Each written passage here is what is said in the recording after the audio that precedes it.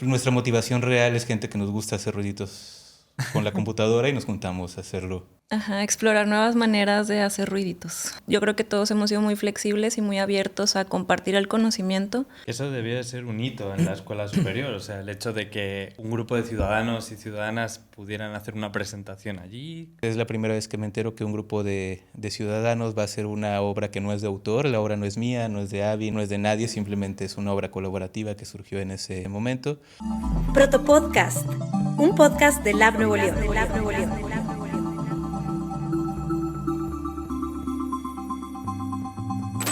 Estás escuchando el Protopodcast, el videopodcast de Lab Nuevo León, donde hablamos sobre cultura abierta, innovación ciudadana y comunidades de práctica con las voces de sus protagonistas. Bien, es momento de compartir, es momento del Protopodcast. Hoy estamos aquí para hablar de música y tecnología con el proyecto Colectivid. Es un proyecto del programa de mediación e investigación de aquí de Lab Nuevo León. Y para hablar de ello tenemos a su promotor, a Homero Salazar, y a una de sus colaboradoras, Abigail Gutiérrez, que van a estar platicándonos sobre este proyecto tan interesante que tenemos ya desde hace un año. Más o menos, en Lab Nuevo León. Entonces, bueno, pues nada, bienvenidos. Muchas gracias. Muchas gracias, David. Y pues contarnos un poco, ¿qué es exactamente Colectivid? Colectivid es por definición es una orquesta de laptops y dispositivos móviles, pero más allá somos una comunidad y nuestra premisa principal es democratizar la tecnología musical. Eso es en palabras como burdas, no, más como académicas, pero nuestra motivación real es gente que nos gusta hacer ruiditos con la computadora y nos juntamos a hacerlo juntos. Ajá, explorar nuevas maneras de hacer ruiditos, básicamente. Es todo. Ok, ¿nos podéis contar un poco cómo, o sea, qué motivó este proyecto, cómo inicia en Lab Nuevo León el proyecto? Pues las motivaciones principales del proyecto las planteé cuando comencé mi proceso como mediador investigador aquí en el lab. Que, bueno, Colectivit es parte de un programa que tiene el lab, como tú sabrás, que es el de mediación, investigación, creación, donde los mediadores nos permiten tener un proyecto de investigación. Y bueno, pensando en algún proyecto que yo podría proponer, me gusta hacer ruiditos con cualquier cosa desde que soy niño. Me estuve profesionalizando en eso a lo largo de mucho tiempo, siendo compositor, siendo arreglista, pero siempre las tecnologías musicales tuvieron como que una barrera. Terminando mi adolescencia me comencé a explorarlo de una manera más profunda y siempre fue muy difícil este acercamiento por barreras de lenguaje, porque todo estaba en inglés, barreras tecnológicas, porque todo era difícil de entender con conocimientos tan limitados sobre computadoras y tecnologías. Entonces todo lo fui aprendiendo como de manera autodidacta. Y después lo profesionalicé también con una licenciatura en Música y Tecnología Artística en la UNAM. Y todo este proceso lo cuento largo y es muy largo y es muy difícil y es muy enmarañado, pero siempre pensé que no tenía por qué ser así. Yo conozco muchas personas que siempre tuvieron como que estas ganas de hacer cosas con tecnología musical, de hacer ruidos con las compus, pero siempre tuvieron estas mismas barreras que yo me encontré al principio. Entonces dije, bueno, ¿por qué no junto una comunidad de personas que siempre hayan tenido esta curiosidad para hacer tecnología musical todos juntos, desarrollarla, aprender juntos a hacer nueva tecnología? Y pues así nació Colectivid de esa manera. ¿Y Avi, qué te impulsa a ti a entrar a participar a Colectivid? Pues me encontré con Homero después de muchos años que no nos habíamos visto y me empezó hablando de la vida que estábamos haciendo. Cada uno me empezó a comentar de este proyecto que apenas iba a iniciar y se me hizo muy interesante por lo mismo, porque yo he tenido como esas ganas de entrar al mundo de la música, pero hay tantas formas de aprenderlo que no encontraba realmente lo que a mí me gustaba. Entonces aquí siento que hemos visto así de raíz, así de que qué es el sonido y cómo funciona, y a mí me gusta mucho eso, como entender de dónde vienen las cosas, y me gustó mucho esta parte de, ok, o sea, cómo esto tan complejo lo puedes traducir a lo más simple, que son una palabra, un número, una multiplicación, y de ahí hacer que algo suene, ¿no? Se me hace una parte muy interesante. Y si tiene un proceso largo de aprendizaje, la verdad, no puedo decir que ya le sé en un año, pero sí he aprendido muchísimo aquí. ¿Qué perfiles de personas están participando o son colaboradoras del proyecto? Pues yo creo que habemos de todo, o sea, ingenieros, hay varias personas que sí son músicos, que estudiaron pues producción musical, música, composición, que ya tienen conocimientos de esta parte de la programación musical, y otras personas que venían solamente porque les llamó la atención el proyecto, querían saber como que qué se hacía o en qué consistía una orquesta de laptops y teléfonos. Y pues sí, creo que ahí estamos como muy balanceados entre que hay personas que sí saben y habemos personas que vamos ahí apenas aprendiendo y conociendo todo este mundo. Sí, para hablar un poquito más de los perfiles. La convocatoria, cuando hicimos la convocatoria nos preocupamos mucho por eso, por no atraer solamente perfiles expertos. Siempre fuimos muy claros en atraer a personas con el interés en la tecnología musical o en la música.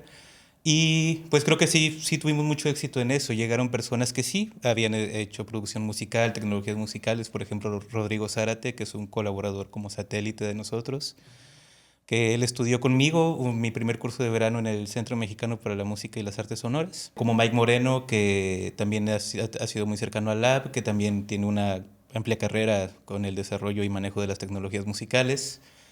Pero a pesar de que sí quería que se acercaran ese tipo de perfiles, lo que buscábamos realmente era a perfiles como el de Abigail, que sí había tenido contacto, pero no había profundizado tanto por diferentes factores, o por ejemplo como el de Rogelio, que Rogelio ya es una persona adulta, no sé, entre 50 y 80 años. No soy muy malo para las edades, pero, pero que siempre tuvo como que este interés, estas ganas de hacer música. La tecnología musical siempre le gustó mucho, pero nunca pudo acercarse realmente.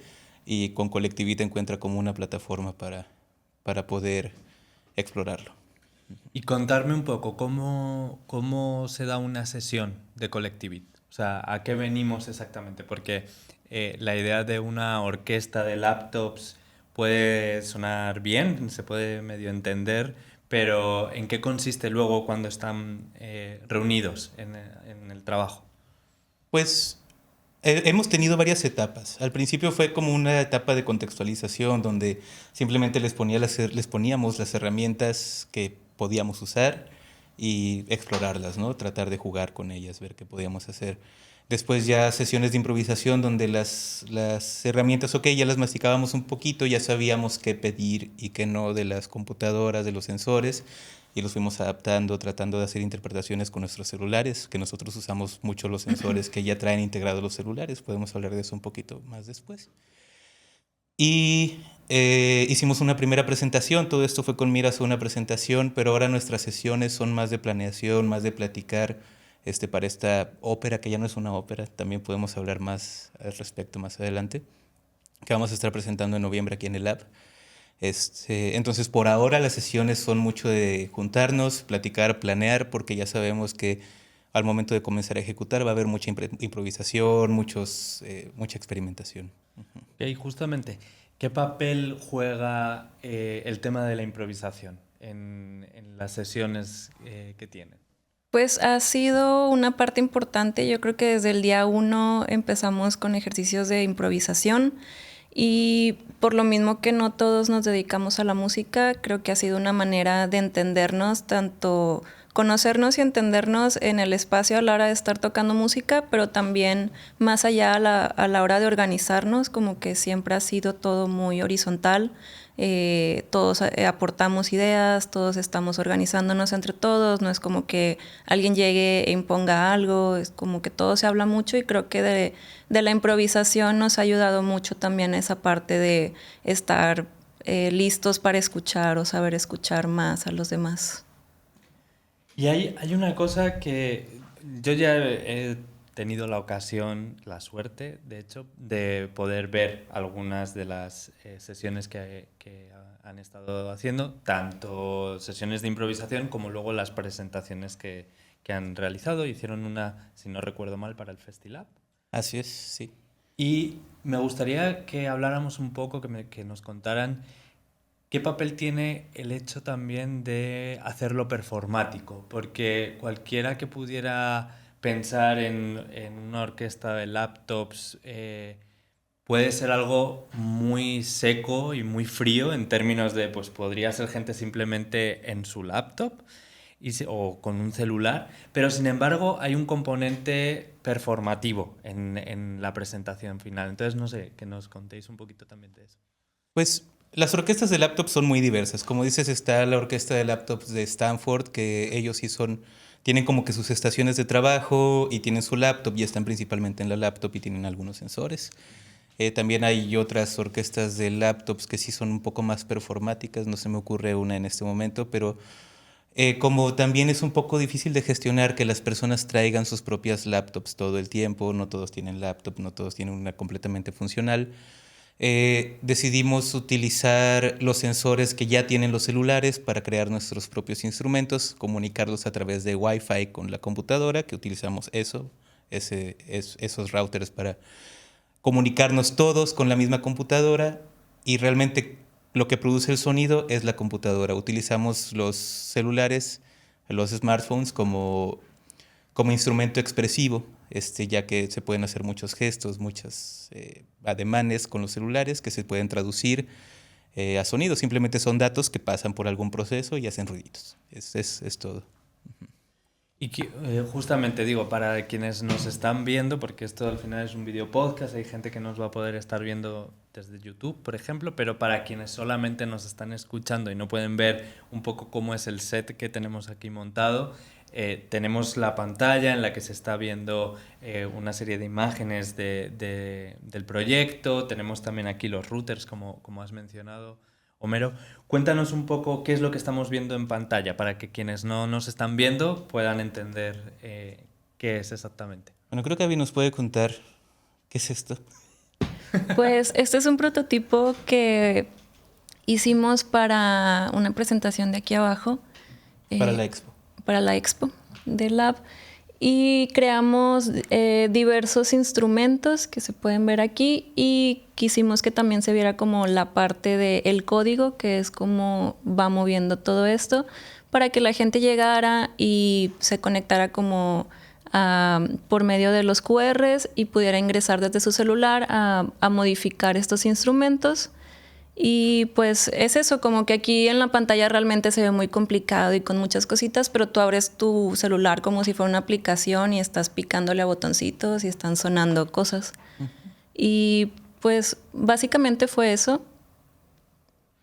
Sí, a nivel un poquito más técnico, podemos ver que hay 6 superficies de control con las cuales el usuario puede interactuar escaneando un código QR. Son 3 secuenciadores, un pad XY, 16 pads de instrumento y un control general como de volumen y velocidad. Pero esto el usuario no lo tiene que saber. O sea, con ese prototipo invitamos al usuario a que forme parte de Collectivit. Solamente escaneando un código QR, se pone a picarle y a ver y a escuchar el resultado. Ese era el propósito. Justamente porque... Digo, la tecnología puede ser muy intimidante, ¿no? Y sobre todo, pues lo habéis contado súper bien. Yo la primera vez que lo vi me parecía absolutamente, no sé, inenarrable. O sea, no sabía qué era lo que estaba viendo. Una telaraña. Y justamente es eso, ¿no? O sea, la tecnología muchas veces puede ser algo intimidante y me gustaría que nos contaran también un poco cómo hacen que el proyecto sea, sin embargo, un proyecto muy inclusivo. O sea, hemos hablado de que participan en él personas más mayores, personas más jóvenes, gente que viene como con un conocimiento más técnico de la música y de la tecnología, gente que es súper amateur. ¿Cómo hacen para que el proyecto sea inclusivo? Bueno, la inclusividad es difícil, es muy difícil. También estas plataformas de trabajo horizontal que proponemos tanto en el Lab como dentro de Collectivit es difícil de gestionar porque los perfiles expertos, los perfiles con más bagaje cultural en el contexto específico en el que se trabaja son los que terminan tomando el liderazgo de manera natural. Tratamos de evitar un poquito eso simplemente presentando la tecnología que podemos usar. Quizás sí técnicamente lo manejamos más las personas que tenemos un poco más de bagaje cultural, pero procuramos un proceso tardado y difícil, donde podamos compartir las ideas, donde podamos platicar todos qué queremos hacer. Y al final lo que se hace es lo de la programación, el desarrollo tecnológico. Ya cuando lo hacemos, ya tenemos como que las ideas cimentadas de lo que todos queremos hacer. Esa es la manera en la que le sacamos un poco la vuelta. Y también últimamente hemos estado tratando de hacer que todos los que tienen acceso a alguna computadora puedan hacer algo, cualquier cosa, comenzar a proponer sus propios patches de Max, sus propios patches de Touch Designer, y que nos lo socialicen después en las sesiones de Collectivit, simplemente para diversificar más de dónde vienen las ideas dentro del proyecto. Justo, y Avi, ¿cuál es tu experiencia? O sea, porque tú nos contabas que no, al principio no tenías tanto conocimiento técnico. ¿Cómo ha sido tu experiencia a la hora de sí poderle entrar? Pues sí ha sido un proceso, o sea, yo creo que afortunadamente las personas que entramos, yo creo que todos hemos sido muy flexibles y muy abiertos a compartir el conocimiento. Constantemente estamos pues platicando de estos temas, hemos tomado cursos entre los mismos compañeros que sí saben un poquito más de la parte de programación, ya nos han dado un par de cursos fuera del lab. Entonces, como que es irnos empapando de la información, ir entendiendo como esta lógica de la programación. La verdad a mí se me hace algo complejo, pero pues es ir como desenmarañando toda esta telaraña, ¿no? Es de que encontrarle por dónde o esa lógica, ¿no? De cómo funciona, cómo llego de aquí a este otro punto y a este otro punto, y luego cómo eso me da un resultado que a veces no sabes ni de dónde salió, pero luego lo ves y tiene sentido. Entonces creo que todos hemos estado muy abiertos tanto a aprender, a investigar y también a compartir el conocimiento, y eso creo que nos ha ayudado mucho a todos. Y supongo que un poco lo que comentabas también, Homero, ¿no? O sea, sumado a esto de iros formando juntos y juntas, el hecho de ir lento, ¿no? O sea, como no esperar a los más rezagados, irlos sumando a las actividades, ¿no? Entiendo que así es un poco cómo se ha ido generando ese camino, esa inclusión, y que todo el grupo pueda ir junto, ¿no? Sí, realmente sí. En los días más estresantes como mediador y demás aquí en el lab, sí he tenido conversaciones con mis compañeros mediadores, así si les pudiera programar todo y decirles qué hacer, allá habría terminado 10 obras con ellos, pero ese no es el punto no son las obras. Realmente de Collectivit yo siempre he pensado que el prototipo no es esta pieza de la pantalla, no son las presentaciones, realmente el prototipo es la comunidad y cómo se va integrando. Obviamente tenemos que tener procesos de trabajo que desembocan en algo, y eso, para eso nos sirven los prototipos como pero son realmente anecdóticos. Lo que realmente importa es el proceso, y eso es lo más importante, que sea lento y que sea inclusivo y colaborativo. Muy bien. Y ahora contarnos un poco qué vinculaciones habéis tenido. Es decir, me queda claro que el proceso que habéis llevado en el laboratorio es, pues eso, ¿no? El ir generando la comunidad, el ir trabajando en estos prototipos, pero ¿cómo Collectivit ha trascendido también el propio laboratorio? ¿Qué vinculaciones se han hecho? ¿Habéis hecho alguna presentación en algún otro lugar? ¿Cómo os ha ido? Pues todo comenzó con los talleres. Comenzamos a dar talleres en un festival, y en el Festival Itera o algo así era su nombre, del Makerspace del TEC de Monterrey, Campus Monterrey. Ese fue como que la primera instancia de una vinculación que tuvimos. Nos invitaron a dar un taller sobre las cosas que estuviéramos haciendo, les enseñamos a hacer ruiditos con los celulares. Estuvo Avi presente, también estuvo Mike Moreno, y nos invitó Laura, ex mediadora de aquí, a colaborar con ellos.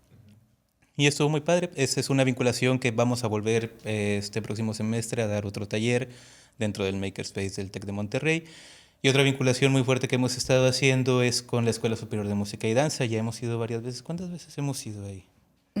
3. 3 veces. 2 veces a dar también como un tallercito, y tuvimos ahí una presentación.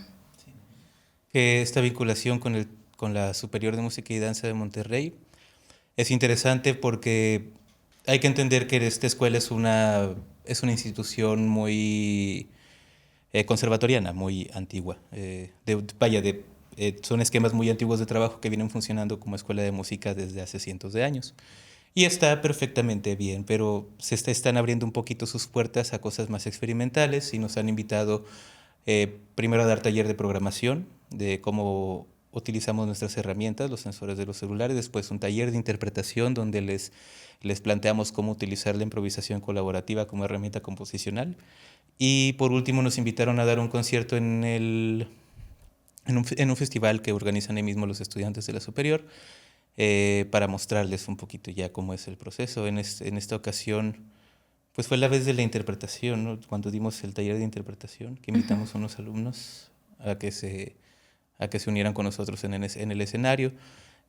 Como era una pieza improvisatoria, simplemente invitamos a 3 alumnos de la superior a que se unieran al escenario y resultó una pieza de una sola vez. Eso debía de ser un hito en la escuela superior, o sea, el hecho de que un grupo de ciudadanos y ciudadanas pudieran hacer una presentación allí. Sí, pues sí, es la primera vez que yo sé que un grupo no académico se presenta en este espacio, y también, a pesar de que hay muchas piezas colaborativas, hay muchas piezas, por ejemplo, de Philip Glass, o sobre todo este movimiento minimalista como el de Philip Glass, que son muy colaborativas, muy abiertas, pero siempre es con mismos músicos o profesionales de la música y la composición. Esa es la primera vez que me entero que un grupo de ciudadanos va a hacer una obra que no es de autor. La obra no es mía, no es de Avi, no es de nadie, simplemente es una obra colaborativa que surgió en ese momento. También es difícil ponerlo en el programa, por ejemplo, escribirlo para el programa de mano es difícil porque, bueno, ¿qué le pongo? Claro. Pensarlo desde ese punto de vista es difícil, entonces sí es algo bastante nuevo en la escuela superior. Qué bueno. Y bueno, ya por ir terminando, pero me gustaría también que nos contaran qué sigue, o sea, qué viene ahora para Collectivid, cuáles son los proyectos que tienen pensados de aquí para adelante. Pues ahorita estamos organizándonos para hacer una ópera contemporánea que ya no es tan ópera. Ahí estamos como utilizando todos estos perfiles diferentes que tenemos en el colectivo para crear diferentes cosas, pero queremos utilizar tanto la tecnología aplicada en la música con el uso de sensores y también meternos a la parte un poco más visual, generando un mapping dentro del lab y pues diversos visuales aparte del mapping. Entonces ha sido ahí un proceso de todo este año que ha sido largo. No ha sido tan fácil, la verdad, porque las primeras presentaciones eran de 15 minutos máximo, sí, que hacíamos, y queremos llevarlo ya a una presentación como de media hora, 40 minutos, entonces estamos viendo qué hacer con todo ese tiempo. Claro, claro. Y nos hemos estado preparando. Avi, por ejemplo, ha estado tomando talleres de Touch Designer. Yo también, ahora que vino el huracán Alberto, me clavé en Touch Designer porque no sabía nada, pero todos estamos aprendiendo. Touch Designer es un software de programación de base de objetos similar a Python. Utiliza mucho la sintaxis de Python para las cosas que hace, no sé, pero genera visuales. Es muy sencillo generar visuales. Es un software para generar visuales en tiempo real. En tiempo real. Y también utilizamos otras herramientas como Max MSP, que es el que podemos ver aquí en pantalla, Super Collider, Pure Data. Hay muchas cosas, ya estamos terminando, pero hay muchas cosas de las que no alcanzamos a hablar. Por ejemplo, de las herramientas de uso libre o de uso abierto contra las herramientas que ya son más de venta o de propietario. Y sí, tenemos bastantes temas ahí, justo en el uso de las herramientas. Respecto a esto del uso de las herramientas que son de software libre o privativo, ¿qué uso le están dando en el propio proyecto? Bueno, las de software libre, todas las usamos en cierta medida. Usamos Pure Data, usamos Super Collider, que son de uso libre, usamos Max y usamos Touch Designer, que además de ser privativas son caras, pero es de tratar de tomar lo mejor de los dos mundos. Pure Data y Super Collider, por ejemplo, son muy ligeros en la computadora, son gratis, eso es bastante bueno, pero carecen como de documentación o de atención al usuario rápida y sencilla. Ese es el principal problema y suele ser más difícil en usuarios nuevos, en usuarios inexpertos. A comparación de las herramientas de paga, por ejemplo, MaxMSP y Ableton Live, que usamos mucho Ableton Live también, y Touch Designer, que con un simple correo al equipo de soporte te pueden responder cualquier duda casi de manera inmediata.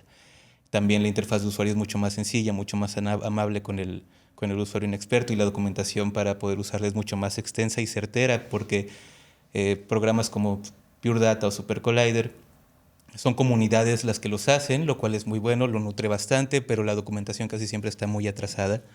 La de Max la de Max MSP se distingue por estar siempre bien actualizada, súper fina y con muchos ejemplos de cada instancia del software.